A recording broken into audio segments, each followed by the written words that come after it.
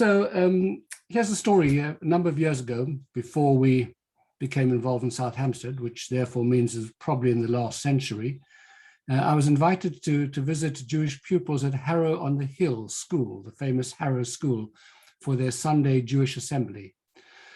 And at that time, there was an elderly Jewish man, a German Jewish man, who was a member of the liberal community, who used to visit the school each week, and I was to accompany him.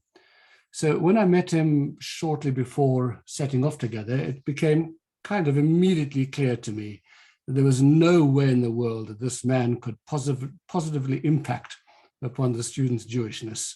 And it was pretty clear as well that the parents of these Jewish Harrovians wanted their sons to know that they were Jewish, but they deliberately chose a teacher who would ensure that none of them would become religious, God forbid. So on the way, the teacher confides to me his concerns about one of the boys. He's a Montefiore of the famous Montefiore family. And he says that this boy just shows an arrogant disregard for his religion and indeed for his family's very illustrious history as Jews in this country, Anglo-Jews.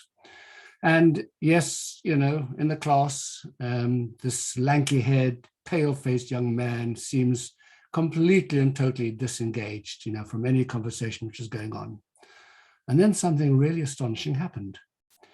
You see, I needed to be able to show these kids that I'm really, really cool, you know, that I'm just, you know, not like all their image of religious Jews. I might have a beard and a yarmulke, you know, look a little bit kind of like weird, but actually, you know, as a matter of fact, I even took a lot of care of it to dress in a nice sports jacket and gray flannel trousers, etc., only to discover that actually all the boys over there were wearing the same kind of long black frock coat that I wear on Shabbat.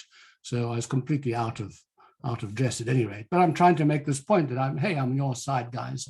And so in order to be able to show that I'm thoroughly modern, I made some kind of disparaging remark about the Jews in Mea Shearim. And at that moment, this Montefiore boy springs to life and he rears up and he says indignantly, hey, he says, don't knock those guys. Without zealots, Judaism wouldn't survive. Well, there you are. Never judge a book by its cover. And actually, he was right, because zealousness has played its part in Judaism and in the survival of the Jewish people. I mean, to this day, the yeshiva world and the Hasidic world are real reservoirs of passionate commitment. And even the founding of the State of Israel in 1948 was built upon tremendous zealousness. You know, with historical hindsight, one could even argue that the zealousness of the Irgun or even the Stern Gang were indispensable for the success of that whole venture, the foundation of the state. And if you turn back to the Bible, there are abundant examples. Shimon and Levi, Jacob's sons, are outraged at the rape of their sister Dinah, and they go on to kill not just the perpetrator, but his whole tribe. And when he's confronted by their father, when they're confronted by Jacob, he says, will our sister be made into a prostitute? Should we allow something like that to happen in our family? And all of that, therefore, becomes the context for the Parsha this week and an understanding of the central character at the beginning of our Parsha of Pinchas, after whom the Parsha is named. Because at the end of last week's reading, Pinchas, who was outraged at the immoral and the idolatrous behavior of the prince of the tribe of Shimon, who got involved with a Moabite princess, and he spears them both to death while they are in the act of intimacy. And we're left with a cliffhanger. We don't know what's going to happen.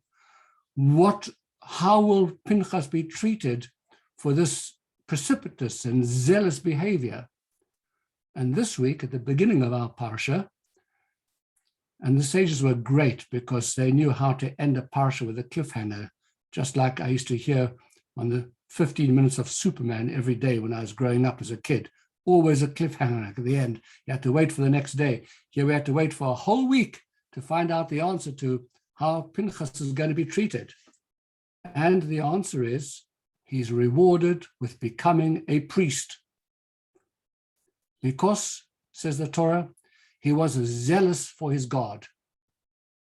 And actually, this reward is an incredible paradox, because the hallmark of priesthood, of whom Pinchas's grandfather Aaron is the exemplar, is a love of peace. So how does a peace-loving priest square with the act of a double murder? It's a real conundrum. So Rabbi Steinsaltz of blessed memory, who passed away this year, was this great and wonderful commentator, writes a very detailed essay on the role of the word kinah, which we translate as zealousness. And he says, actually, when you look at the Torah, you see the word kinah is used in different contexts. Kinah is sometimes used in the context of jealous. So one kinah is called jealousness, and another kinah is called zealousness. The kinah of jealousness is of like Cain and Abel and other examples as well. But he goes on to explain that religious zealousness has to stem from love, because love can be so fierce that it simply cannot abide the possibility that it's not exclusive. I mean, just in this week's, saw in the newspaper yesterday about a man who kills his wife, old story. He couldn't bear that she would leave him for another man. If I can't have her exclusively, no one else can. And he kills her and ultimately kills himself as well. And as Rabbi Steinsaltz puts it, is when it comes to a lost love, many people comfort themselves saying, well, that's okay, there's plenty of other fish in the sea. But you can only say that if your love is not unique and irreplaceable. And Pinchas's love of God was so great that he simply couldn't bear to see it compromised by the actions of Zimri, prince of the tribe of Shimon, impinging upon and destroying this exclusive relationship that the Jewish nation wanted to have with the one God. Well, most people today actually don't care very much about zealousness. Fanatics are not in flavor, even if they are in abundance. And we would much prefer to see ourselves as tolerant people, accepting of moral standards and behaviors around us, even if they don't square entirely with our own beliefs. Because after all, we live in a diverse society, and the most sensible way to maintain harmony is by following the dictum, live and let live. But the issue of zealousness actually raises some very uncomfortable questions. And one of them is, have we become so laissez-faire and so accepting in our lives that there are no longer any red lines? Or are there still some things in our lives about which we feel so strongly that we'll do anything to protect them? Not just our family, but our country, our values, and what about our religion? What should we say, for example, about the news this week about some young Israelis zealous for the right of Jews to live in Judea and Samaria, who were streaming to reinforce an illegal hilltop settlement that the new government intends to dismantle? Or what should we say about our own chief rabbi, who takes a controversial and highly unpopular decision in regard to the ordination of women in order to protect the bulwarks of orthodoxy? Do we dismiss their zealousness out of hand simply because we disagree with them? Or do we acknowledge that zealousness per se continues to play an important role as a driving force in Judaism? Look, the truth of the matter is that zealousness and Brit Shalom, zealousness and peace, the combination of Pinchas, are very uncomfortable bedfellows. Reconciling them, as in the story of Pinchas, really remains a great challenge for the future of Judaism, but one that I believe we should not shy away from facing.